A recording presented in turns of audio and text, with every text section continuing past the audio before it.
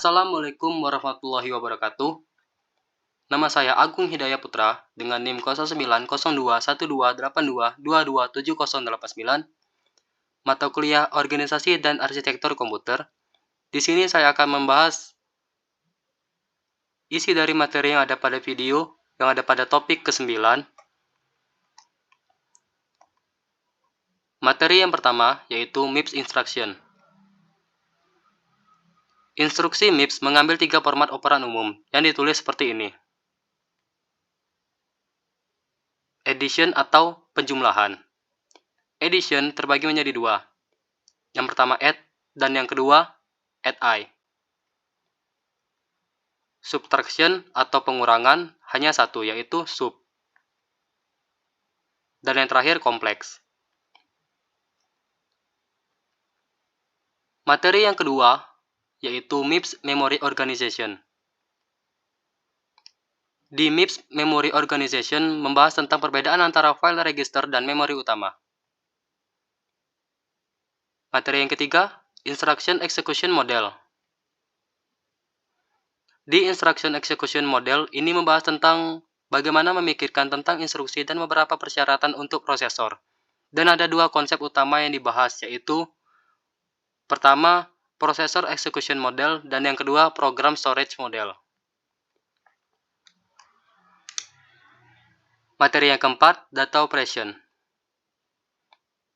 Di Data Operation membahas tentang operasi data secara rinci dan contoh pengurangan dan penjumlahannya. Dan di bawah ini gambar proses operasi data secara rinci. Berikut gambarnya.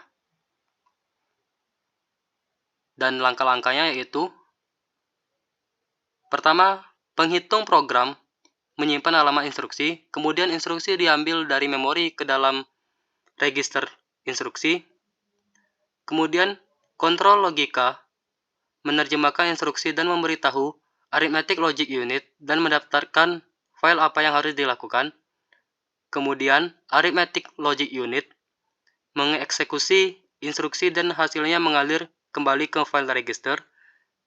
Dan langkah yang terakhir, logika kontrol memperbarui penghitung program untuk instruksi selanjutnya. Materi yang kelima, Data Transfer Instruction. Di Data Transfer Instruction membahas tentang instruksi yang memungkinkan kita untuk memindahkan data antara memori dan file register. Contoh load word with offset, store word, dan di bawah ini gambar transfer data secara rinci. Berikut gambarnya. Dan langkah-langkahnya, yang pertama, Arithmetic Logic Unit menghasilkan alamat masuk ke register alamat memori, kemudian hasil ke atau dari memori disimpan dalam register data memori, dan langkah terakhir, data dari memori sekarang dapat disimpan kembali ke file register atau ke memori dapat ditulis. Materi yang keenam, Sequencing Instruction. Di Sequencing Instruction membahas tentang branches, if then else, dan loops. Dan materi yang terakhir, yang ketujuh, Instruction Sequencing Example.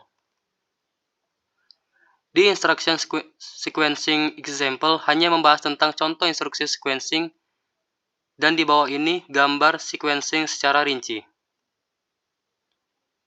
Berikut gambarnya.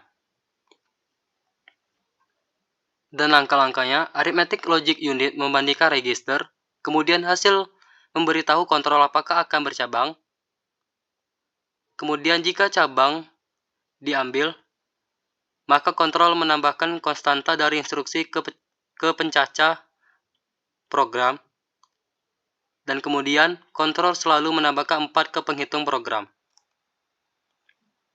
Untuk lompatan tanpa syarat, kontrol menggantikan penghitung program dengan konstanta dari instruksi. Itulah materi yang ada pada video pada topik ke-9. Demikianlah yang dapat saya sampaikan. Lebih dan kurang saya mohon maaf. Wassalamualaikum warahmatullahi wabarakatuh.